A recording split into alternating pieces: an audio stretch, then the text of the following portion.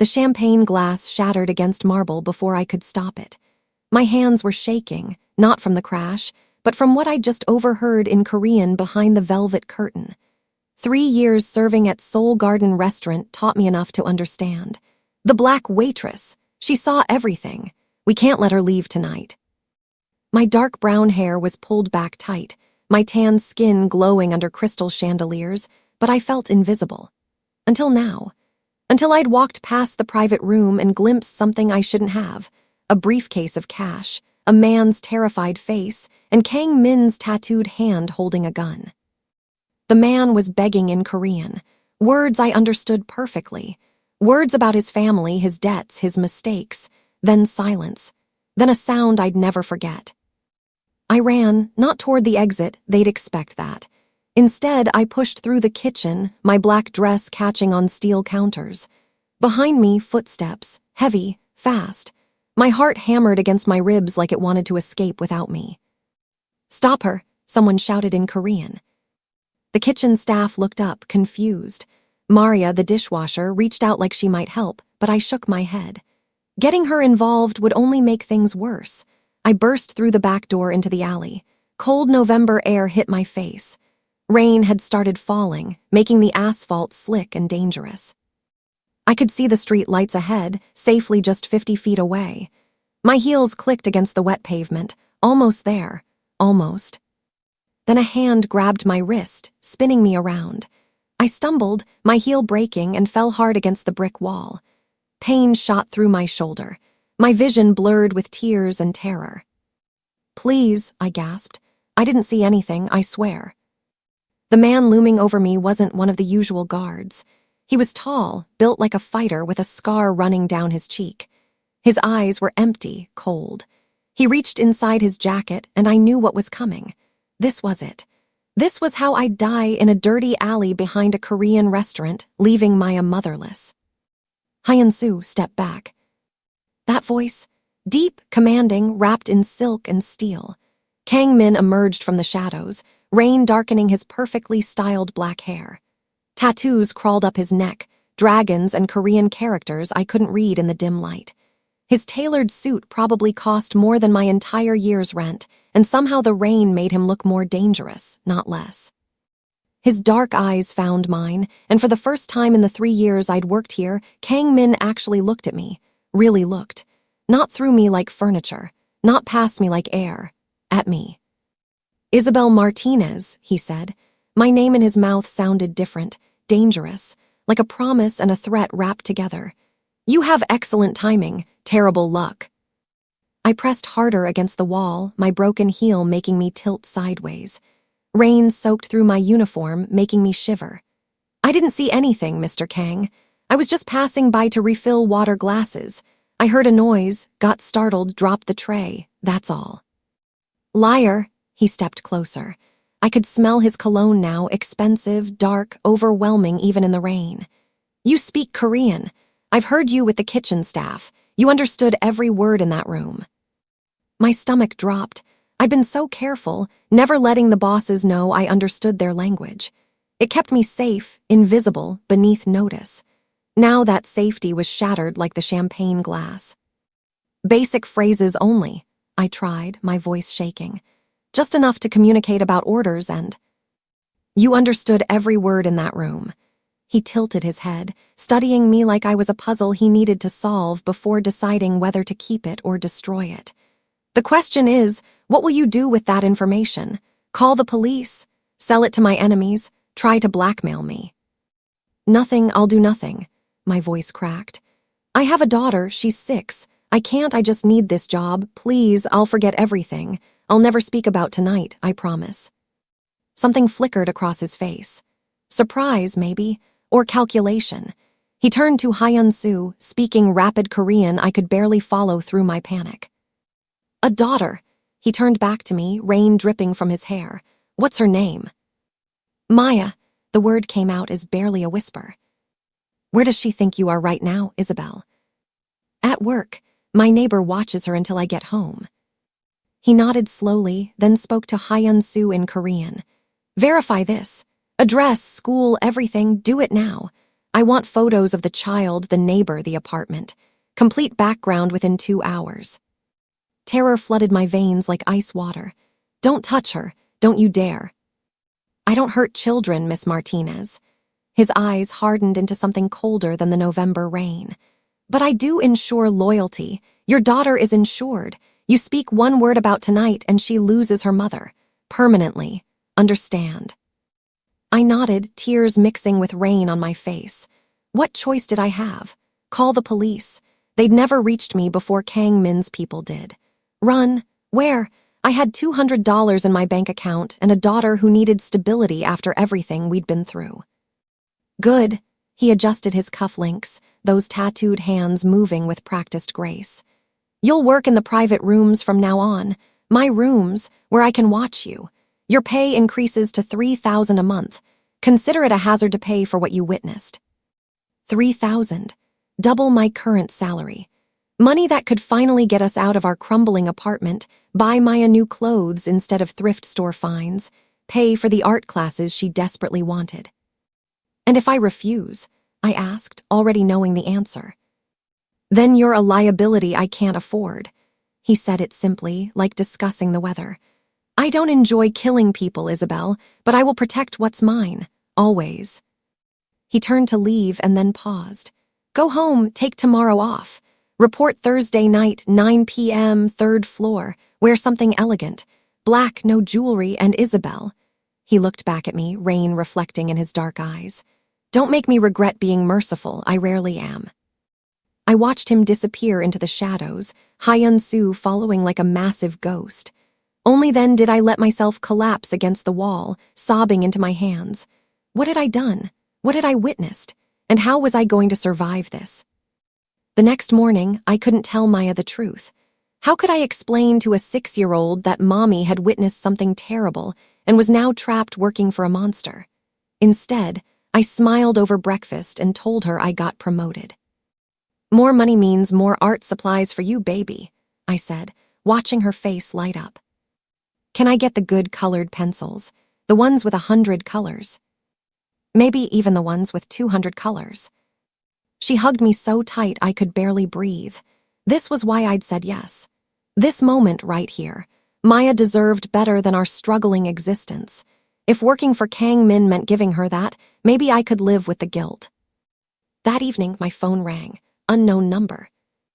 Isabel Martinez, a woman's voice, speaking English with a slight Korean accent. Yes. This is Dr. Helen Park from Jefferson Elementary. I'm calling about Maya's enrollment in our enrichment program.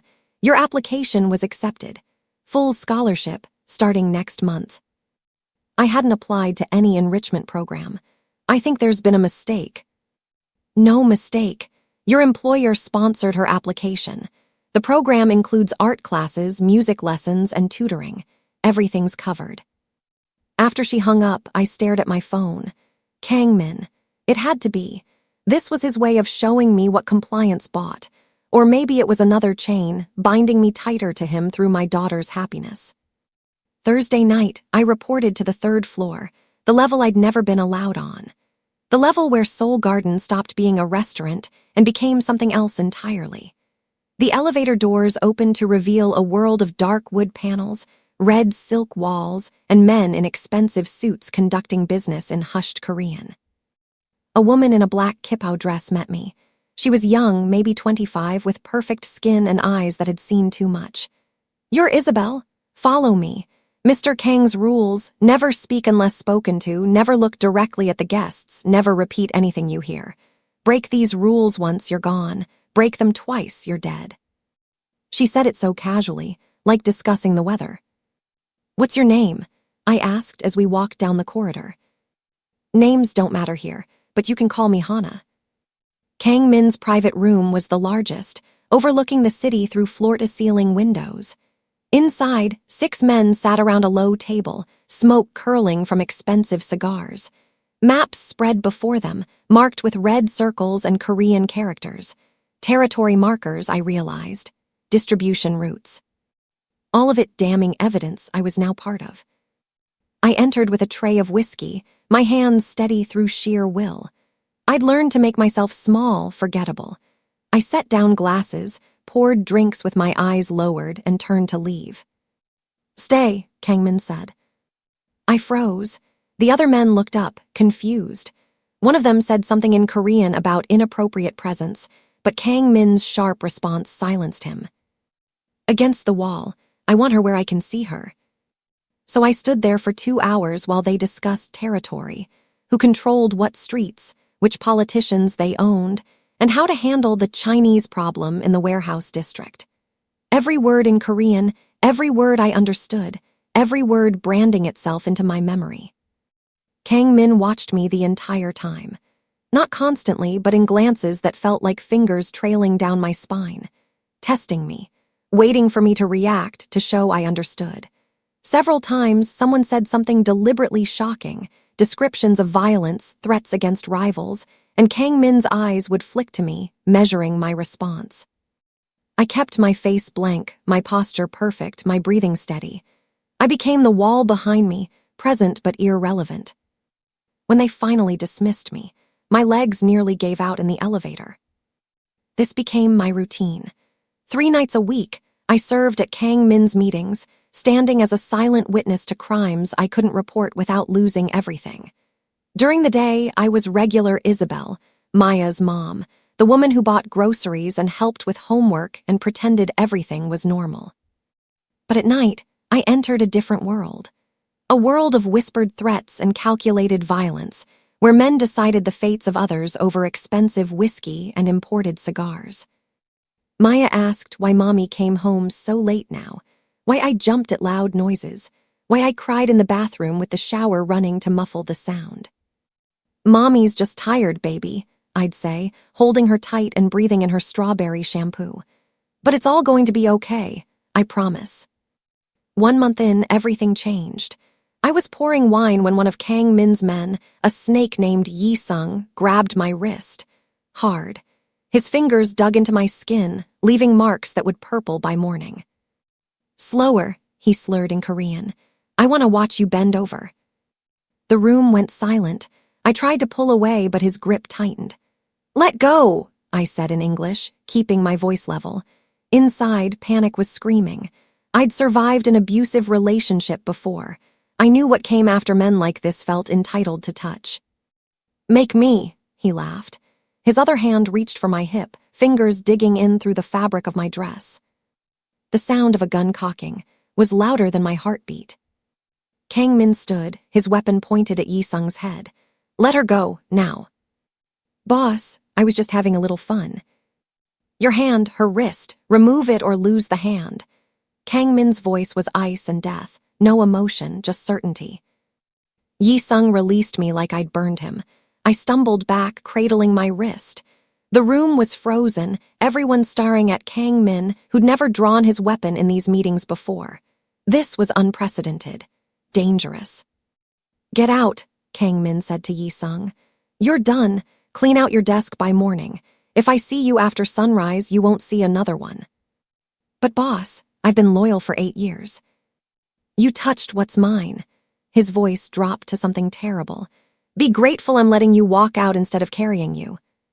"What's mine?" The words echoed in my head as Yi Sung fled, stumbling in his haste to escape. The meeting ended early, other men shuffling out with quick bows and nervous glances. Then it was just us, me and the tattooed Mafia boss who just called me his. "Your wrist," he said, holstering his gun. "Let me see." I hesitated, then held out my arm. Purple bruises were already forming in the shape of Yi Sung's fingers. Kang Min's tattooed fingers were surprisingly gentle as he examined them, turning my arm carefully to assess the damage. "I'll send a doctor to your apartment tomorrow. Tell him it happened at work, a kitchen accident. He'll provide documentation for workers' compensation." "I don't need." "You do." His dark eyes met mine. "Yi Sung won't retaliate because he values his life, but others might see this as weakness on my part. They need to know you're protected."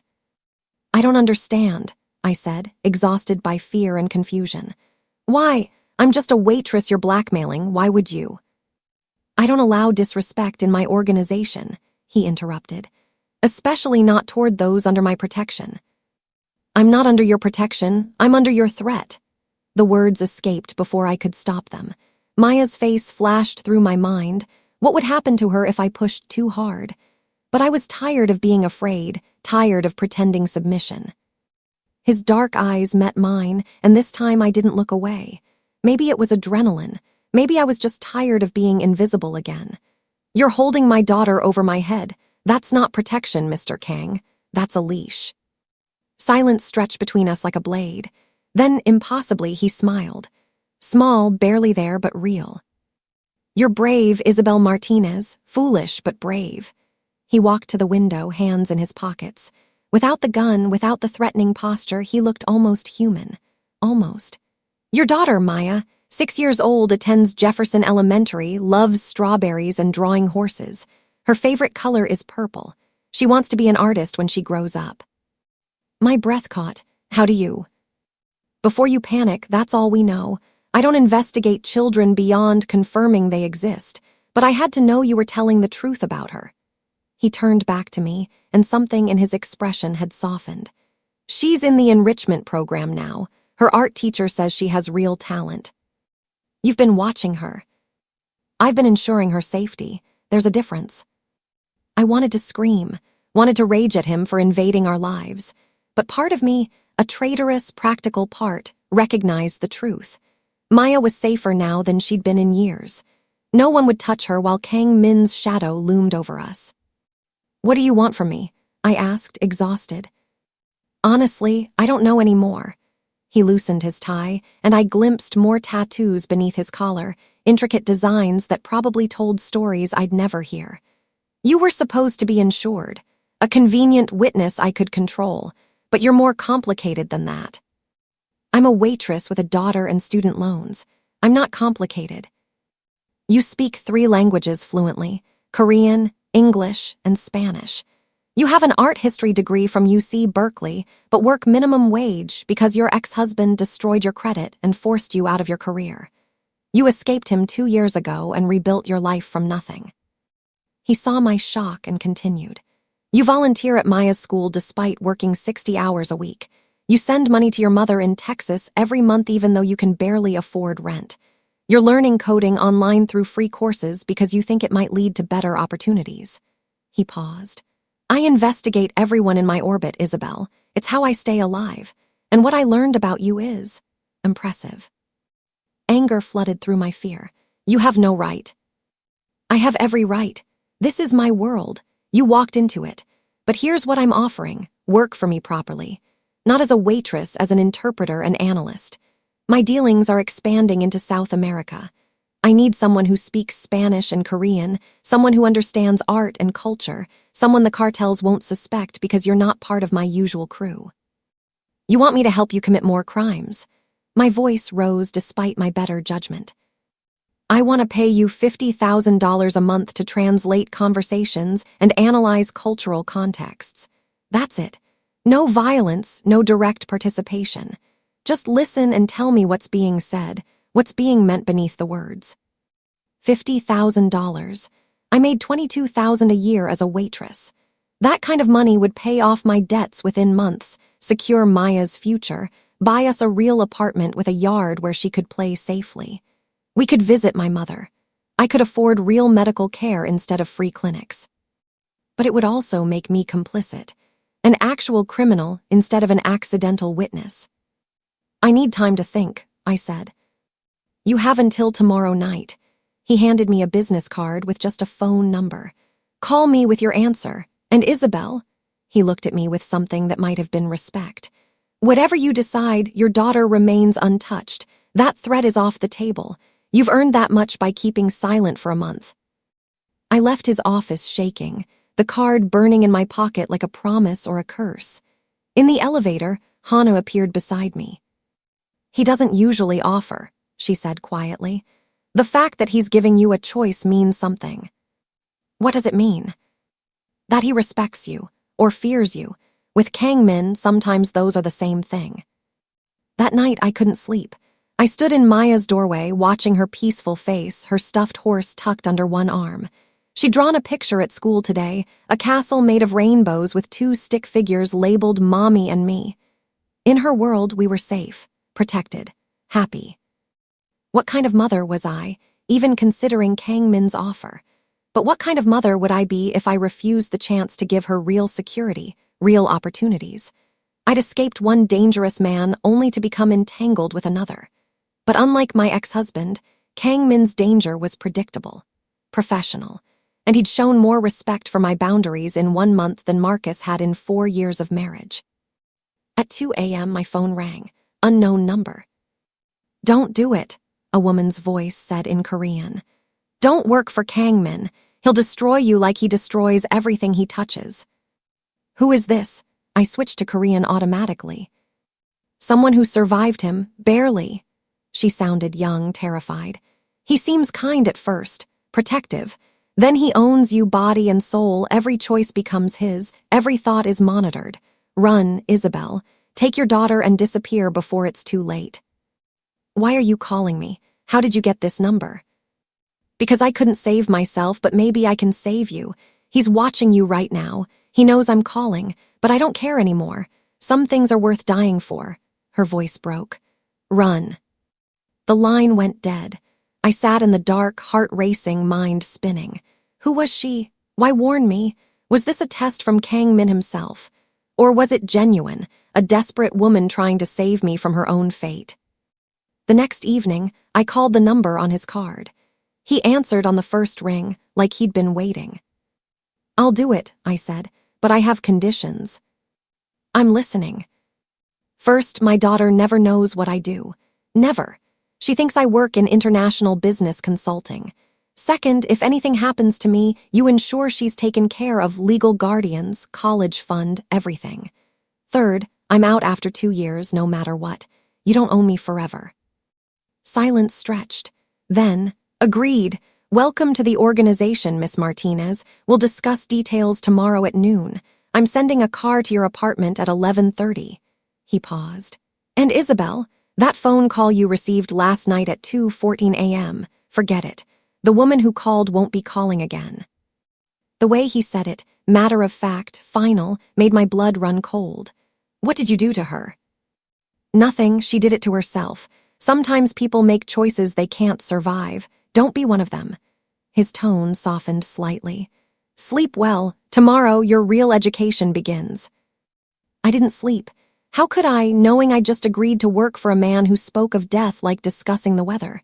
But I'd made my choice. For Maya. For our future. For the possibility that maybe, just maybe, I could navigate this world and come out intact. The next morning, a black Mercedes picked me up at exactly 11:30. Hyun-soo sat silent and massive in the driver's seat. We drove for 40 minutes, leaving the city behind, until we reached a warehouse complex on the industrial edge of town. Inside, the warehouse had been converted into something between an office and a fortress. Computer stations lined one wall. Filing cabinets covered another. Security monitors showed every angle of the property. And in the center, Kang Min waited at a conference table covered with documents. He dressed down today, black jeans, a fitted black shirt that showed his tattoos more clearly. Dragons coiled up both arms, Korean characters marked his collarbones, and I glimpsed what might have been a phoenix on his chest when he moved. Each tattoo looked hand-done, traditional style. They probably told the story of his life and his family's bloody history. "Sit," he said, gesturing to the chair across from him. "Coffee, tea." "Coffee, black." He smiled slightly. "Like your soul after working with me, huh?" It was a joke, but it landed heavy. He poured coffee from a French press, expensive, perfect. "Welcome to the real soul garden. This is where actual business happens." "Your first lesson," he continued, sliding a tablet toward me. "Information is currency. These are our records, every deal, every contact, every secret we own. You'll learn to navigate them, to find what I need when I need it. Your art history degree makes you valuable. You understand symbolism, context, and cultural meanings that others miss." I studied Renaissance art, not criminal enterprise. The skills translate. Reading a Caravaggio painting and reading a cartel boss are the same process. understanding what's shown versus what's hidden, the story beneath the surface. He pulled up files on the tablet. These are our South American contacts, 6 different organizations, each with their own culture, hierarchy, symbols. Your job is to become an expert in all of them. The work was intense. I spent the next 8 hours absorbing information, faces, names, relationships, territories. Kang Min was a demanding teacher, patient but exacting. One mistake meant hours of repetition until I got it perfect. "Why me?" I asked during a break, my head spinning with information. "You could hire a professional translator, someone with actual criminal experience." "Because professionals can be bought by my enemies. You're an outsider with everything to lose. That makes you loyal." He leaned back, studying me. "And because you see things others don't. That first night, you didn't run immediately. You assessed the situation, found an alternate escape route, almost made it. Most people panic and make obvious choices. You think strategically even under pressure." I was terrified. Terror and intelligence aren't mutually exclusive. In fact, they often work together. He stood, poured more coffee. "Tell me about your ex-husband." The question caught me off guard. "What?" "The man you escaped. I want to understand what you survived." "Why?" "Because I need to know your breaking points. Everyone has them. I need to know yours so I don't accidentally trigger them." He said it so practically, like discussing the weather. "And because the people we've survived shape who we become." I wanted to refuse, to keep that pain private. But something in his eyes, genuine curiosity, not prurient interest, made me answer. "Marcus was charming at first. Swept me off my feet senior year of college. By the time I graduated, I was pregnant and married. By the time Maya was born, I was isolated from friends and family, economically dependent, and convinced everything wrong was my fault." My hands trembled around the coffee cup. Kang Min noticed, but didn't comment. "He never hit me," I continued. "Not where it would show. And he was careful, never enough to send me to the hospital, always just enough to remind me who was in control." "How did you escape?" Kang Min's voice was soft, careful. "Maya, when she was 4, she asked me why Daddy made Mommy cry. That's when I knew I had to leave, that staying would teach her this was normal. I stole money from his wallet for 6 months, $5 at a time so he wouldn't notice. Saved enough for a bus ticket to California, started over with nothing." Silence filled the warehouse. Then Kang Min said something I didn't expect. "You're stronger than most of my men. They had training, support, and family backing. You had nothing and survived anyway." "I had Maya, that's everything." He nodded slowly. "I understand that. Family is everything. It's why I do what I do." He pulled up a photo on his tablet, a woman and a young boy. "My mother and younger brother. They were killed when I was 19, caught in crossfire during a territory dispute." The boy in the photo looked maybe 10, all smiles and mischief. "I'm sorry," I said. "My father's enemies thought killing them would weaken him. They were wrong. It made him ruthless. And when he died 5 years later, I inherited that ruthlessness. Everything I do is to prevent another family from experiencing what mine did." He closed the photo. "So yes, I commit crimes, I hurt people, but I also protect hundreds of Korean families in this city. I give them jobs, keep them safe, ensure their children can go to school without fear. It's not purely evil, Isabel. Nothing ever is." I thought about that as he drove me home that evening, about moral complexity, about survival, about the choices we make when regular society fails us. Kang Min was a criminal, but he was also a man shaped by tragedy into something complicated and impossible to categorize simply. The next few weeks passed in a blur. I'd work my regular day job at Seoul Garden's ground floor. Kang Min insisted on maintaining appearances, then spend evenings in the warehouse learning everything I needed to know. He was right that my art history background helped. Reading cultural symbols, understanding context, seeing patterns, all skills that translated perfectly to analyzing criminal organizations. But something else was happening too. During late-night work sessions, we'd talk, not about crime, but about life. He told me about growing up in Seoul, how his father built this empire from nothing through sheer determination and strategic brutality. How he'd wanted to be an architect, to design buildings and create something beautiful instead of destroying things. I drew constantly as a kid, he admitted one night, showing me sketches on his phone. Buildings, bridges, entire cities. My father said it was a waste of time.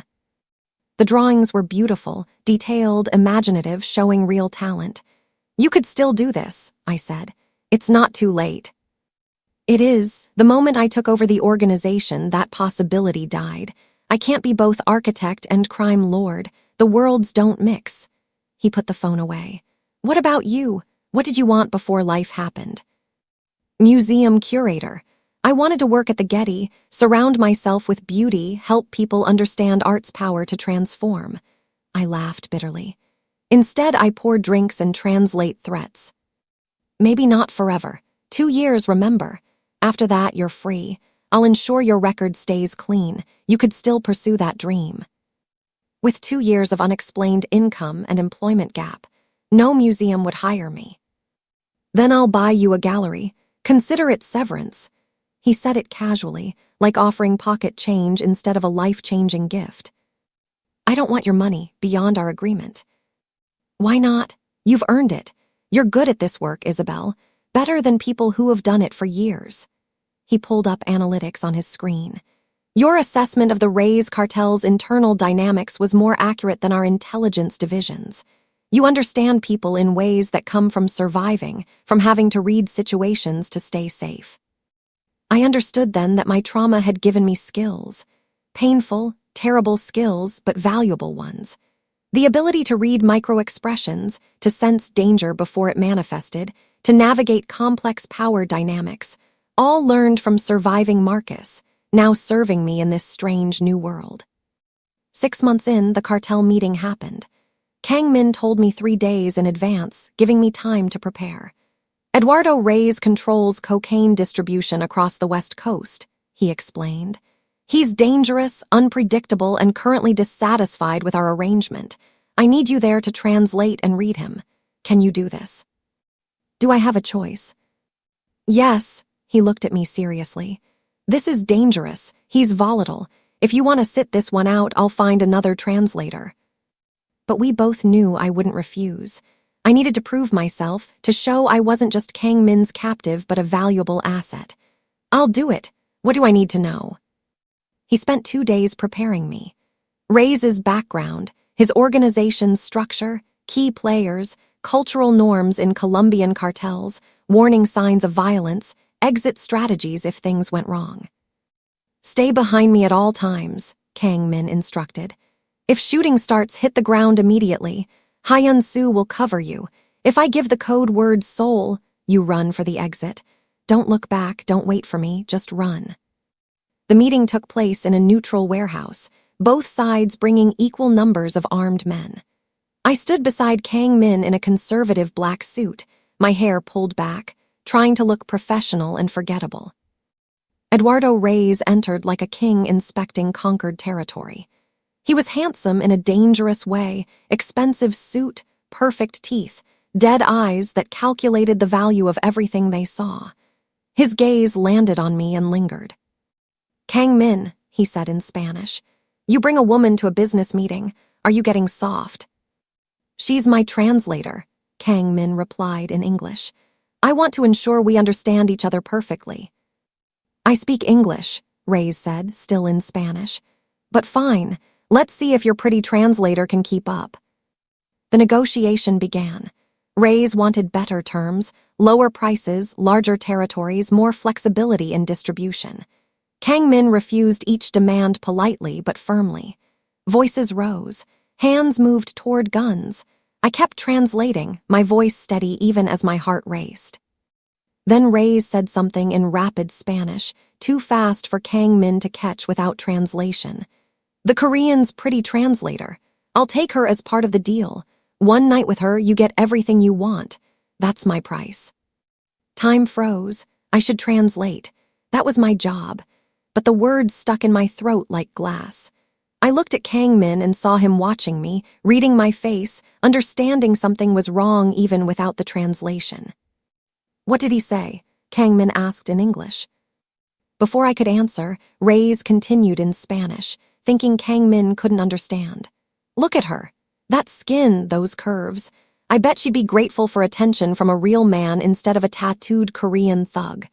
One night, Kang, I'll even return her mostly intact. His men laughed. My stomach turned to ice. Kang Min's gun was out in one fluid motion, pressed against Ray's forehead. He'd understood enough. Or maybe he'd just read my face. Isabel Martinez is not part of any deal, Kang Min said in perfect Spanish, a language I didn't know he spoke. Suggest it again and you'll die here.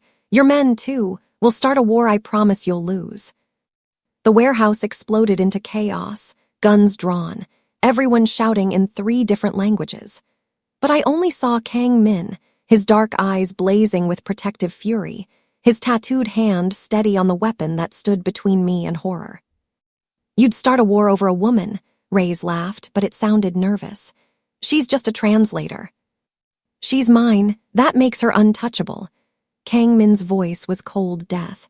Now let's discuss business properly, or let's discuss which of us walks out of here alive. Your choice. The next hour was the most tense of my life. Negotiations continued, but now with an undercurrent of violence that threatened to explode any second. Eventually, through careful diplomacy from both sides' advisors, they reached an agreement, without me as collateral. Ray's left with a warning. Watch your back, Kang. Men who get attached to women get weak. Men who disrespect my people get dead, Kang Min replied. In the car ride home, silence stretched between us like a living thing. Finally, Kang Min spoke. I should have protected you better, prepared you for that possibility. You did protect me, I said softly. You could have let him. Never. He looked at me, and I saw something in his eyes I'd never seen before, something vulnerable and terrifying. I told you once that you were mine. I meant it, Isabel, not as property, as something I choose to stand between and the world's cruelty. Do you understand the difference? My breath caught. This was the moment everything changed, where the line between captive and something else blurred into territory I couldn't name. Kang Min, I whispered, what are we doing? Something dangerous, he said, something that will probably destroy us both. His tattooed hand found mine, warm and solid. But I can't stop, can you? I should have said yes. Should have pulled my hand away, maintained professional distance, remembered that he was a criminal who'd threatened my daughter and blackmailed me into this life. But his hand was warm and strong, and he just risked a war to protect me, and I was tired of pretending I didn't feel something impossible and complicated growing between us. No, I whispered, I can't stop either. The next few months transformed our relationship in ways I couldn't have predicted. Kang Min became not just my employer, but my teacher, my protector, and impossibly, my friend. He showed me the legitimate sides of his business, the community programs he funded, the families he helped. Yes, he made money from crime, but he also built schools, paid for medical care, and gave jobs to immigrants who couldn't find work elsewhere. My father taught me something, he said one evening as we reviewed documents. Power without responsibility is tyranny. I have power over hundreds of people's lives. That means I'm responsible for their well-being. That's not how most criminals think. I'm not a criminal. I'm a Korean son honoring his father's legacy. He looked at me seriously. Everything I do for my people. Yes, it's illegal, but the law abandoned them first. I just filled the void. I started to understand then that morality wasn't black and white. Kang Min broke laws, hurt people, and committed crimes. But he also protected a community that society had marginalized, gave them safety and opportunity they couldn't find legally. Was that evil? Or was it complicated survival in a world that didn't care about people like them? Maya's life improved dramatically. Her art teacher entered her work in competitions. She won 3rd place in a state-level contest, her face glowing with pride. I could afford to take her to museums now to feed her growing passion for beauty and creation. We moved to a better apartment, 2 bedrooms, actual heat, a neighborhood where I didn't fear walking at night. Mommy, are you happy? She asked one evening while we painted together at our new kitchen table. Yes, baby, I am. And surprisingly, it was true. But happiness in a criminal world is always fragile. 10 months into my employment, things started going wrong. Shipments went missing. Deals fell through mysteriously. Someone was leaking information to Kang Min's enemies. "There's a traitor in the organization," he told me during an emergency meeting. "Someone close, someone with access to our operations. I need your help finding them." "I'm a translator, not an investigator."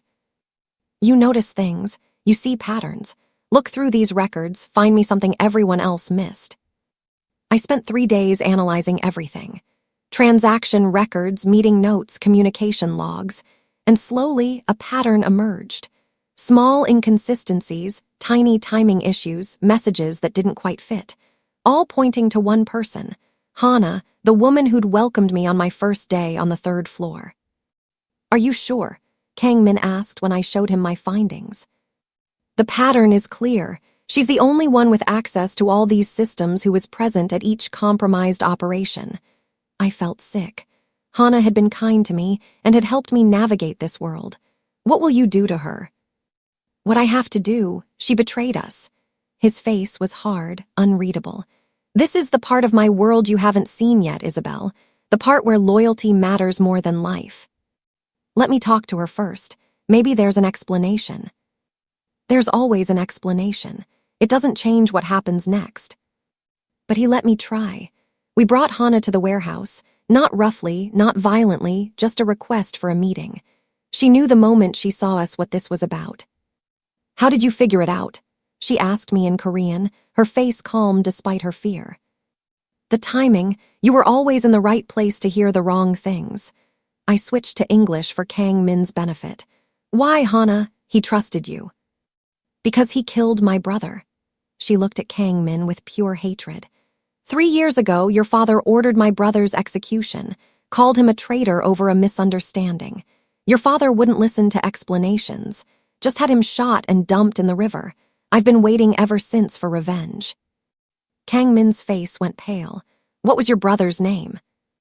"Lee Sung-min."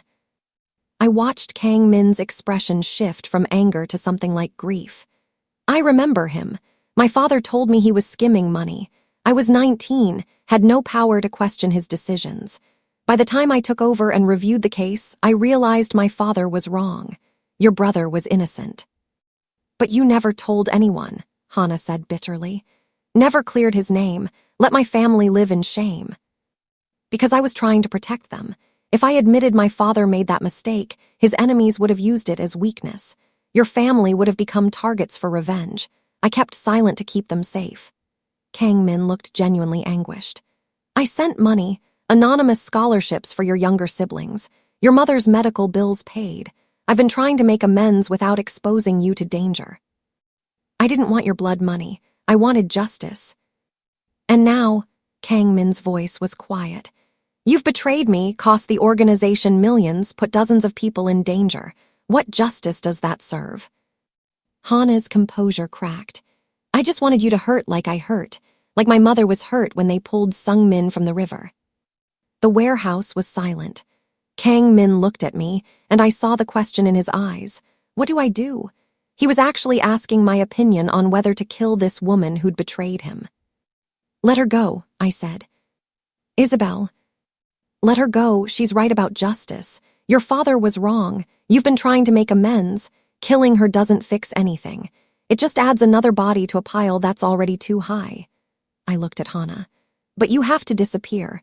Leave the city, change your name, start over somewhere safe. Can you do that?" She nodded, tears streaming down her face. Kang Min stood silent for a long moment. Then, "You have 24 hours. After that, if I ever see you again, my mercy expires." He pulled out a phone, made a call in rapid Korean. "I'm sending money to your account, enough to start over properly. And I'm having your brother's name cleared officially. It won't bring him back, but your family won't live in shame anymore." After Hana left, Kang Min turned to me. "You just saved a traitor's life. My men will see that as weakness." "Then show them its strength.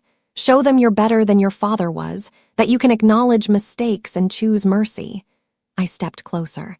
"That's the leader they should fear most, the one who's strong enough to be kind." He stared at me like he was seeing something he'd never noticed before. How did you become so wise? I survived a monster who claimed kindness. I learned to recognize real kindness when I see it. And I see it in you, Kang Min, buried under all the violence and necessity. You're trying to be better than what this world made you. He closed the distance between us, his hand cupping my face with devastating gentleness. You see too much, Isabel Martinez. You make me want to be someone I can't afford to be. Who do you want to be? Someone worthy of how you look at me right now. His thumb traced my cheekbone. But I'm not. I've killed people, destroyed lives, made choices I can never undo. We've all made choices we regret. The question is what we do next. I placed my hand over his on my face. You let Hana go. You're trying to fix your father's mistakes. That matters. Does it matter enough? His eyes searched mine, vulnerable in a way I'd never seen. Could you ever? He stopped himself. Could I ever do that? Care for someone like me, not despite what I am, but knowing exactly what I am and choosing it anyway. My heart hammered against my ribs. This was it, the moment where I admitted the truth I'd been hiding from myself for months. I already do, I whispered. I've tried not to. I've told myself it's just gratitude, just survival instinct, but it's not. It's real, and it terrifies me. He kissed me then, gentle at first, questioning, giving me room to pull away. When I didn't, when instead I pulled him closer, the kiss deepened into something desperate and inevitable. His hands tangled in my hair, mine gripped his shirt, and for just a moment, the complicated, impossible world fell away. When we broke apart, both breathing hard, he pressed his forehead to mine. This is dangerous. Everything about you is dangerous. I mean for you, my enemies will see you as my weakness. They'll come after you to hurt me. His arms tightened around me. And they'd be right. You are my weakness, Isabel. The one thing I couldn't survive losing. Then don't lose me. Protect me like you protect everything else you value. I will, with everything I have. He pulled back to look at me seriously. But you need to understand what this means. No more pretending we're just employers and employees. No more careful distance. If we do this, we do it completely. You'll be mine, and I'll be yours, and the whole world will know it. What about Maya? She doesn't know about the criminal part. She won't. To her, I'll just be Mommy's boyfriend who works in import-export. He smiled slightly, which is technically true. The next few months were the happiest of my life, which was strange considering I was dating a crime lord. Kang Min was careful, keeping our relationship private at first. We'd meet at his penthouse, at the warehouse after everyone left, in quiet restaurants far from his usual territory. He was different in private, softer, funnier, more human. He'd cook Korean dishes his mother taught him, tell stories about growing up in Seoul, and show me photos of his family. The tattoos covering his body each had meaning. The dragon for his father's strength, the phoenix for his mother's rebirth after tragedy, Korean characters spelling out his brother's name over his heart. I carry them with me, he said when I traced the characters with my fingers, so they're never really gone. He met Maya slowly, carefully, first as Mommy's friend from work, then as someone special to Mommy. She liked him immediately, which terrified me. What would happen when this inevitably fell apart? But it didn't fall apart. Against all odds, it deepened. Kang Min taught Maya to draw Korean characters, took us to museums, treated her with a gentleness that made my heart ache. He never tried to replace her father, that ghost we didn't discuss, but he became something important in her life. I like Mr. Kang, she told me one night. He sees my art like you do, like it matters. It does matter, baby. I know, but lots of grown-ups pretend it matters when really they think it's silly. Mr. Kang doesn't pretend. She looked at me with her wise 6-year-old eyes. Are you gonna marry him? The question startled me. I were still getting to know each other. But you love him, I can tell. Out of the mouths of babes. Yes, baby, I do. Things couldn't stay perfect forever. 14 months after I started working for Kang Min, war came to our doorstep. Not from external enemies, but from within his own organization. A faction led by his father's old advisor, a man named Kim Tae-yong, decided Kang Min was too soft, too influenced by that American woman. They moved during a summit with allied organizations. Armed men stormed the meeting, trying to execute Kang Min and install Taeyong as the new leader. But they'd underestimated Kang Min's loyalty base.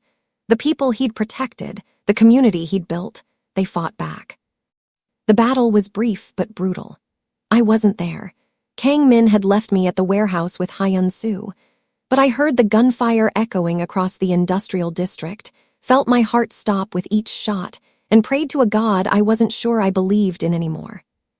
When Kang Min finally called, his voice was rough with exhaustion. "It's over. We won." "Are you hurt?"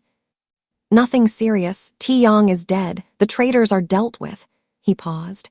"Isabel, can you come to the penthouse? I need to see you." I found him on his balcony, overlooking the city lights. Blood stained his shirt. Whether his or someone else's, I couldn't tell. His hands were shaking slightly, the first time I'd seen him anything less than perfectly controlled. I went to him, wrapped my arms around him, held him while he finally let himself break. "7 people died today," he whispered against my hair. 7 people I was supposed to protect, because of me, because I wasn't strong enough to prevent this. You can't prevent everything. You can only do your best. My best got people killed. Your best also saved dozens more. Taeyong would have been worse, you know that. He wanted to return to your father's brutal methods, to rule through fear instead of respect. I pulled back to look at him. You're a good leader, Kang Min, not perfect, but good. That's all anyone can be. He kissed me then, desperate and grateful, like I was air and he'd been drowning. Marry me, he said against my lips. I laughed, startled. What? Marry me, I know it's fast, I know it's complicated. I know I'm asking you to tie yourself to a criminal forever, but I love you, Isabel, completely, catastrophically, and I want you as my wife. You're covered in blood, and asking me to marry you. I'm covered in blood because I almost died today, and all I could think was that I needed to survive to get back to you and Maya. So yes, I'm asking now, because life is short and violent and I don't want to waste another day not being yours completely. He pulled a ring from his pocket, a stunning piece with a central diamond surrounded by smaller stones forming a flower pattern. This was my mother's. It's the only thing I have left of her. Will you wear it? I should have said no, should have been sensible, but when has anything about us been sensible? Yes, I whispered. Yes, I'll marry you. The engagement stayed private for a month while Kang Min secured his position and dealt with the aftermath of the coup attempt. But eventually, he made it public within the organization. The response was mixed. Some approved, seeing me as a valuable asset. Others disapproved of an outsider becoming their leader's wife. Let them talk, Kang Min said during a tense meeting where older members voiced concerns. Isabel has proven herself more loyal and capable than some who have been here for decades. She's earned her place. She's not Korean, one man said bluntly. She doesn't understand our ways. She speaks our language, respects our culture, and has helped this organization thrive. What more must she do to be accepted? Kang Min's voice was hard. And understand this, insulting her insults me. I won't tolerate it. The meeting ended with grudging acceptance. It wasn't perfect, but it was progress. Maya took the engagement well, thrilled actually. I get to wear a pretty dress, and we'll have a party. She was 7 now, taller, her art even more impressive. Kang Min had commissioned a real art teacher to give her private lessons. Yes to both, I told her. But baby, you understand that Mr. Kang and I work together in business, right? Sometimes that business is complicated. I know. She rolled her eyes with all the wisdom of 7. He does important things that grown-ups don't talk about with kids. I'm not dumb, Mommy. She was too smart. That's what worried me. How long before she started asking questions we couldn't answer? The wedding was planned for spring, a fusion of Korean and American traditions that pleased both sides of our complicated family. My mother flew in from Texas, shocked, but ultimately accepting. If he makes you happy and treats Maya well, that's what matters, she said, after thoroughly interrogating Kang Min about his import-export business. But happiness in a criminal world is always temporary. 2 weeks before the wedding, Eduardo Reyes resurfaced. He'd been quiet since our confrontation, but apparently he'd been planning revenge. Not against Kang Min, against me. I was leaving Maya's school after a parent-teacher conference when a van pulled up. Men grabbed me, threw a bag over my head, and hauled me inside before I could scream. The world went dark and chaotic. I fought, but there were too many of them. When the bag came off, I was in a warehouse facing Eduardo Reyes himself. "Hello again, translator," he said in Spanish. "Remember our last meeting, when your boyfriend threatened war over you? Let's see if he meant it." My hands were zip-tied behind my back. My phone was gone. No one knew where I was. "Kang Min will kill you for this," I said, keeping my voice steady despite my terror. Maybe he'll realize you're not worth a war." Reyes circled me like a predator. "See, I've been thinking about that day, about how he chose you over a lucrative deal, about how a smart man doesn't let women make him weak. So I'm going to test his commitment. You're the price for peace now. He gives me everything I asked for originally, plus double the territory, or I send you back to him piece by piece." He pulled out a knife, and I knew what was coming. This wasn't about business. This was about humiliation, about making Kang Min suffer by hurting what he loved. The first cut was shallow, my arm just deep enough to bleed. Reyes filmed it on his phone. "Smile for your boyfriend," he said in Spanish. "Let him see what his pride costs." I didn't scream, wouldn't give him the satisfaction. Instead, I looked into the camera and said in English, "Seoul," the code word Kang Min had taught me months ago. Emergency extraction needed. Then I switched to Korean. "I love you, don't blame yourself." Reyes hit me for speaking, but the message was sent. I'd done what I could. Now I just had to survive until help arrived, if it arrived at all. The next hour was the longest of my life. Reyes and his men debated what to do next. Cut off a finger, send more videos, kill me and start fresh with a new translator. I sat silent, praying, thinking about Maya and Kang Min and the life we were supposed to build together. Then the shooting started. Not inside the warehouse, but outside. Rapid gunfire, screams, chaos. The door exploded inward, and Hyun-soo came through like an avenging angel, followed by a dozen armed men. Behind them, Kang Min, his face a mask of cold fury I'd never seen before. "Anyone who touches her dies," he said in Spanish. "Starting with you, Eduardo." Reyes grabbed me, putting the knife to my throat. "Back off or she dies right now." "Then she dies, and so do you and everyone you've ever cared about. I will burn your entire cartel to the ground." Kang Min's voice was ice and death. "Or you let her go, and I kill only you. Choose." What happened next happened fast. Reyes' men, seeing they were outnumbered and outgunned, started dropping weapons and raising hands. Reyes, desperate, pressed the knife harder. I felt blood trickle down my neck. "Kang, please," I said. "Don't start a war over me." "Too late, I already started it." His eyes met mine, full of love and rage and determination. "You're worth every war, Isabel. Every sacrifice, everything." At that moment, Reyes made his fatal mistake. He looked at Kang Min instead of at me. I threw my head back hard, connecting with his nose. He stumbled, the knife dropping. Kang Min's gun fired once, and Eduardo Reyes fell, blood blooming across his expensive shirt. Then Kang Min was there, cutting my zip ties, pulling me into his arms. "You're safe. I've got you. You're safe." I collapsed against him, shaking, the adrenaline finally hitting. "How did you find me?" "Your phone's GPS. I track you always, not to control you, but for this exact reason." He held me tighter. "I'm sorry. I should have protected you better. I should have." "You did protect me. You came." I pulled back to look at him. "Is he dead?"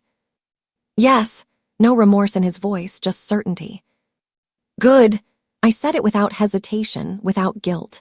Eduardo Reyes had threatened everything I loved. I couldn't mourn him. The aftermath was complicated. The Reyes cartel fractured without its leader, sparking a power struggle that kept Kang Min busy for weeks.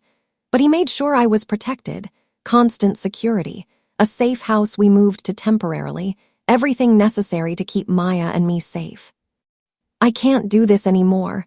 I told him one night, 2 weeks after the kidnapping. I can't be a target. I can't put Maya at risk like this. His face fell. You want to leave?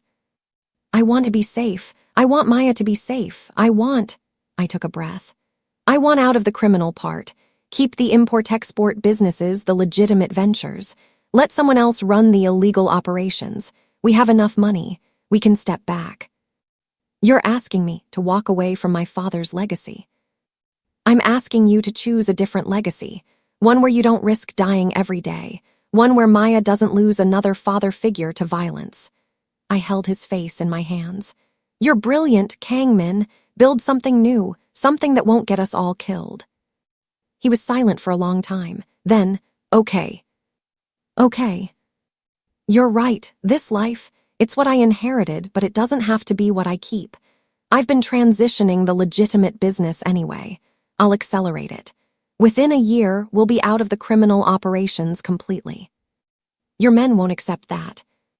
Some will, others will find new leadership. But I'm done choosing legacy over life. My father built an empire. I'll build something better, a family. The transition took 18 months. Some of Kang Min's men left to join other organizations. Others embraced the change, happy to work legitimate businesses without constant danger. Kang Min sold off the illegal operations to trusted allies, keeping only the restaurants, import-export company, and real estate investments that had always been the cover. We married in a small ceremony during the transition, immediate family only, no organization politics. Maya was a flower girl, radiant in purple, her favorite color. My mother cried. Kang Min's remaining family, cousins and aunts who'd survived the violence, welcomed me with cautious warmth. You're the reason he's still alive, his aunt told me in Korean. The reason he chose life over death. Thank you for saving my nephew. We honeymooned in Seoul, just the three of us. Kang Min showed me and Maya where he grew up, the architecture he'd loved as a kid, the museums full of Korean art and history. Maya drew everything, her sketchbook filled with buildings and people and memories. This is nice, Kang Min said one evening while Maya slept in our hotel. Normal, safe. Is it enough? Do you miss the power? I miss the certainty of violence, knowing exactly how to handle every situation through force. He pulled me close. But this, you, Maya, peace, it's better, harder but better. You're happy. I'm terrified, he admitted. I don't know how to be anything but what I was, but I'm learning. With you, I'm learning. We returned to Lowe's Angels and our new normal. Kang Min ran his legitimate businesses, making honest money for the first time in his life. I opened a small gallery specializing in Korean and Korean-American artists, funded by our savings, profitable within a year. Maya thrived in school, her art winning competitions, her future bright with possibility. It wasn't perfect. Some of Kang Min's former associates resented the change, saw him as weak. There were threats, vandalism, one incident where someone threw a brick through the gallery window.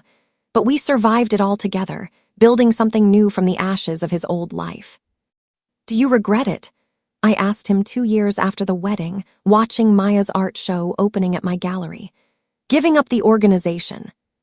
He looked at Maya, confident and radiant as she explained her paintings to wealthy art collectors who actually respected her vision. Then he looked at me, healthy and happy and safe. Not for a second, he said. This is the legacy I want. Not violence and fear, but this, art and family and peace. My father would probably hate it. But your mother would be proud. She would. He kissed my temple. She'd love you. She'd love Maya. She'd be proud that I finally chose creation over destruction. That night, after everyone left and Maya was asleep, we stood in the empty gallery surrounded by beautiful art and possibility. We made it, I whispered. We actually survived. We did more than survive, Kang Min said, pulling me close. We transformed. You transformed me, took a monster and made him human again. You were always human. You just forgot for a while. Maybe, he smiled, that rare, real smile I'd fallen in love with. But you reminded me. Every day you remind me that I'm worth more than my worst choices, that I can be better. We both can. We both are. And there in the gallery, surrounded by Maya's paintings of hope and possibility, we kissed like the survivors we were, broken and healed, complicated and real, proof that love could transform even the darkest parts of our world into something beautiful. What would you do in this situation? Would you take the risk for your child's future or walk away from danger no matter the cost? Would you believe someone could truly change or trust that love can transform? If this story pulled you in, hit that subscribe button. I post new stories every week that'll keep you up at night reading. Drop a comment below telling me, Team Isabel or Team Run Far Away. Did you see that transformation coming? And if you felt those butterflies during their impossible love story, smash that like button. Your support means everything. Let me know what you thought. I read every comment. See you in the next one.